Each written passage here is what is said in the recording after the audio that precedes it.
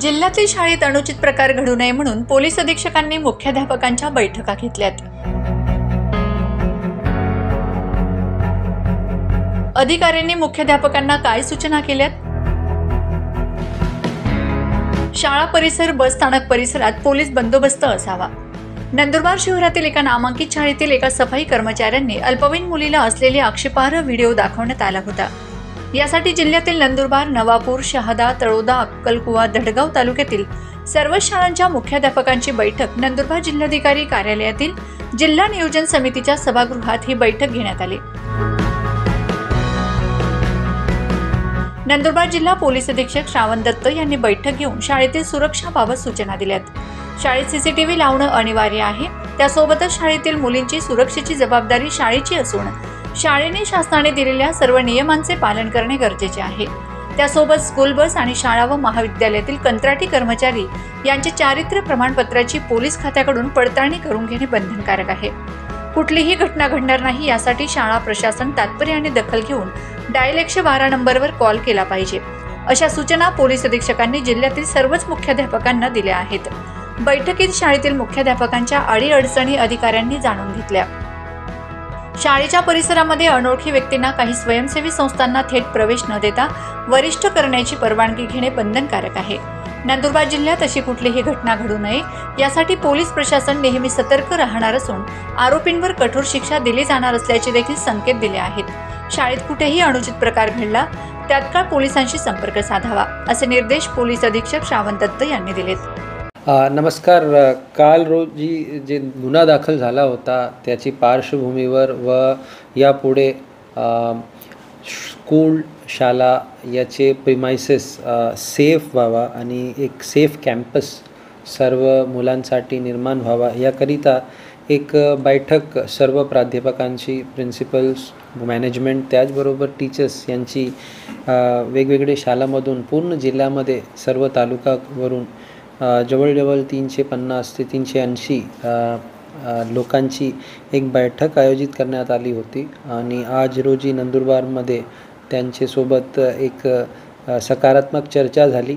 त्यांची जी अडीअडचण आहे ते समजण्यात आली व महाराष्ट्र शासनाचे जे वेगवेगळे गाईडलाईन्स आहे आणि वेळोवेळी जे इश्यू झालेले गाईडलाईन्स आहे त्याचा कंप्लायन्सबद्दल सर्व शाळा, कॉलेज आणि त्यांची जी मॅनेजमेंट आहे त्यांच्याबरोबर चर्चा करण्यात आली। त्यामध्ये महत्त्वाचा मुद्दा म्हणजे CCTVच्या इन्स्टॉलेशन व त्याची एक योग्य बॅकअप क्षमता, जेणेकरून काही अनुचित घटना होऊ नये आणि झाला तर त्याच्यावर योग्य त्याचा वापर होऊ शकतो। या अनुषंगाने जे CCTVच्या इन्स्टॉलेशन आहे त्यावर भर देण्यात आला। त्याचबरोबर शाळांमध्ये जे काम करणारे लोक आहे, विशेष करून कॉन्ट्रॅक्च्युअल लेबर्स आणि टेम्पररी वर्कर्स यांची योग्य चारित्र्य पडताळणी पोलिसांच्या मार्फत होणे अपेक्षित आहे। तर सर्व शाळाचे जे काही प्राध्यापक आहे त्यांना आग्रह करण्यात आलेला आहे की सर्वांची चारित्र्य पडताळणी तात्काळ करून घ्यावा। त्याचबरोबर सर्व शाळांमध्ये जे असलेले मुलं आहे आणि काम करणारी जे महिला टीचर्स आहे त्यांच्यासाठी सुद्धा जे ग्रीव्हन्स रिड्रेसल मेकॅनिझम आहे, तक्रारच्या जे काही मेकॅनिझम आहे त्यासाठी जे तक्रार पेटी असते किंवा त्या शाळांमध्ये एखादी त्यांनी इनोव्हेटिव्ह पद्धतीने फीडबॅक घेण्याचा, तक्रार घेण्याचा जर प्रकार सुरू केला असेल तर त्याबद्दलही चर्चा करण्यात आली आणि सर्वांना आग्रह करण्यात आला की ग्रीव्हन्स रिड्रेसल मेकॅनिझममध्ये तक्रार पेटी आवर्जून त्याचा वापर होणे आणि त्या अनुषंगाने ज्यामध्ये कायदेशीर कारवाईची अपेक्षा आहे अशी सर्व तक्रारमध्ये तात्काळ बिनाविलंब पोलिसांना अवगत करून त्याच्यामध्ये पुढच्या कायदेशीर कारवाई करण्यासाठी त्यांच्यासोबत चर्चा करण्यात आली। त्यासोबतच पोक्सो कायदा अनुषंगाने जी जबाबदारी आहे त्याबद्दल लीगल अवेअरनेस सर्व उपस्थित असलेले शाळाचे प्रिन्सिपल्स आणि टीचर्स यांना देण्यात आली आणि त्यांची जे डाऊट्स होते ते सुद्धा क्लिअर करण्यात आले। त्यानंतर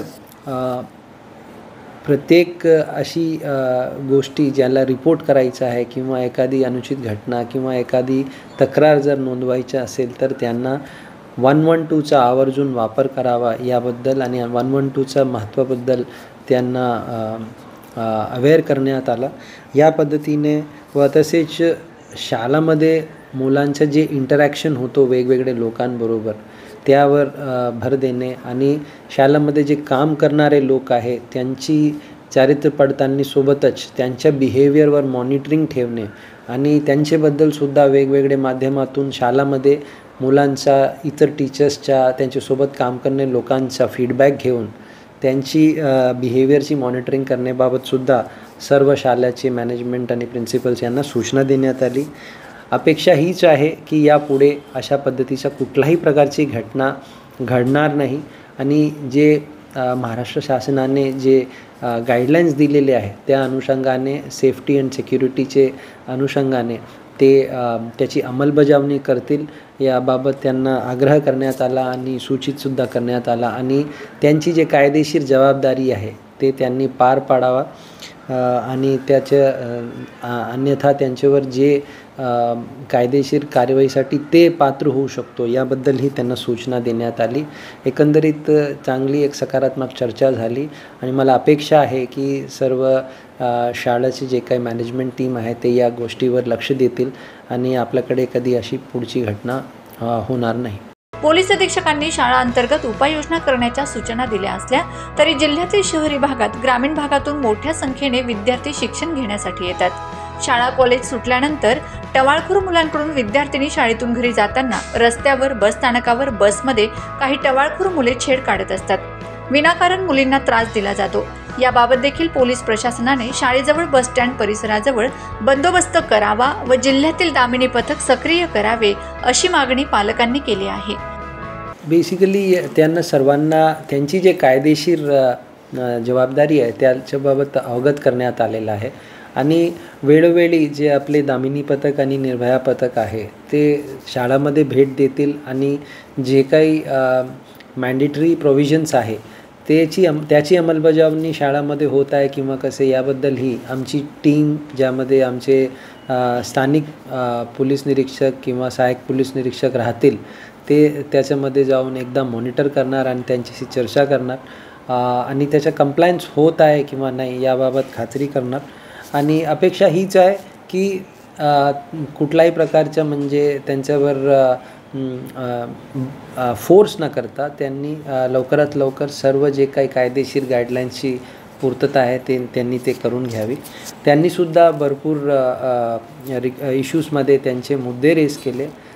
त्यामध्ये ट्रॅफिकचा मुद्दा त्यांनी उपस्थित केला व जो ईव टीझिंगचा प्रमाण असतो त्याच्याबद्दलसुद्धा त्यांनी सांगितलं.